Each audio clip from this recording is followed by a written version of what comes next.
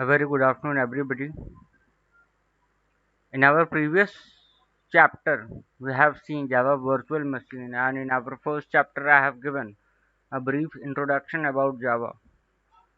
Now, proceeding further, let us first let us start working on our first program in Java.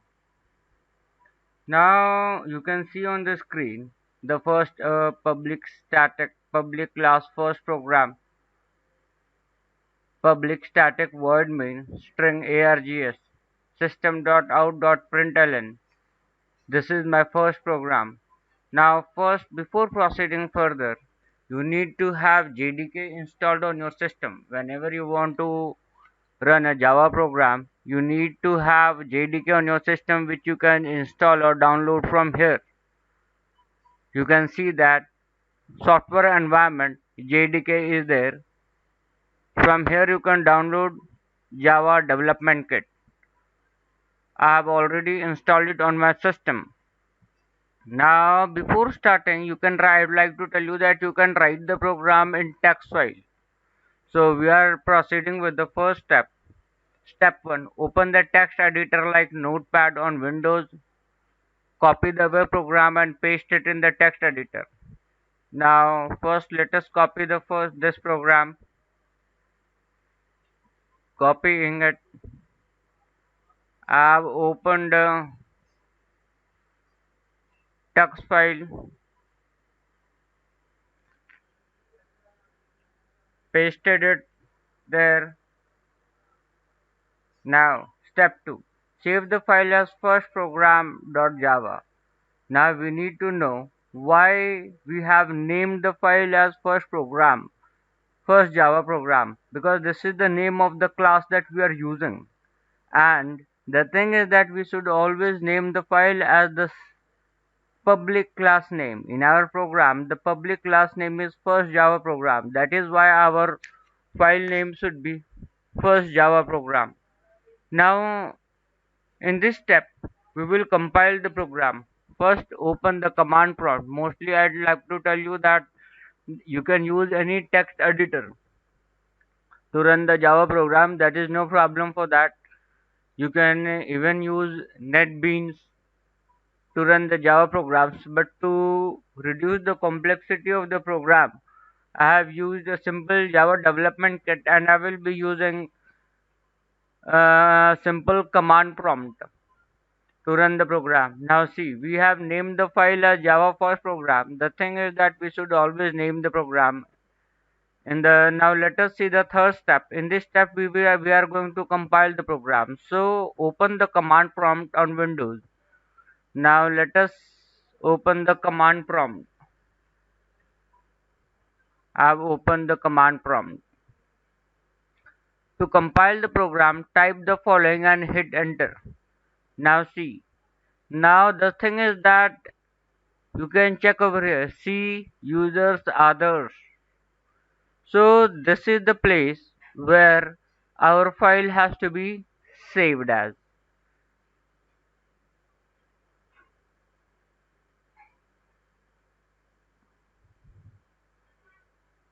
So this is the place we need to save our program. Users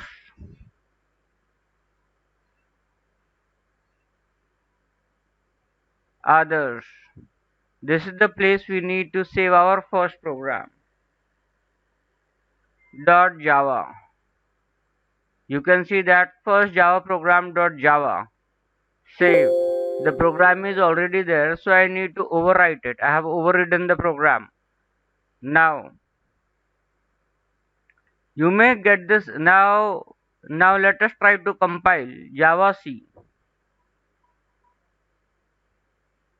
We are trying to compile the file now. Now see, the error we got is Java C is not recognized as an internal or external command. The reason is that it is not reading the path. Now let us see how we can change the path of the file. You may get this error when you try to compile the program. Java C is not recognized as an internal or external command, operable program or bash file. This occurs when the Java path is not set on your system. That means the file is in the path, but the now we need to set the path. Now see how we set the path. This is the path. Now first we need to check where is our Java. Now see, C programs, open C programs, program files, Java. Then you can check over here.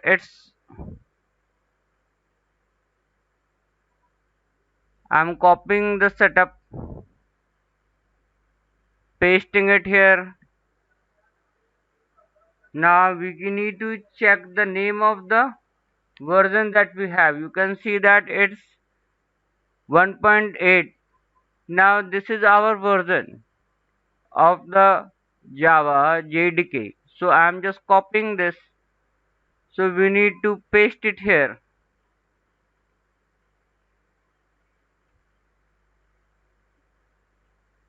So every time when you start the Java, you need to follow this instructions. Now you can check that it has come in the path of the, that means Java JDK is in the path of the command prompt now. Now let us try to compile the program. Yes, it is compiled and we did not get any error.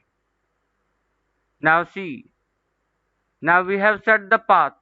Now JDK version may be different. On your system, you need to choose the JDK version. The steps above are for setting up the path temporary. That means when you close the command prompt or terminal, the path settings will be lost and you will have to set the path again next time you use it. After compilation, the Java file gets translated into the .class file, that is the bytecode.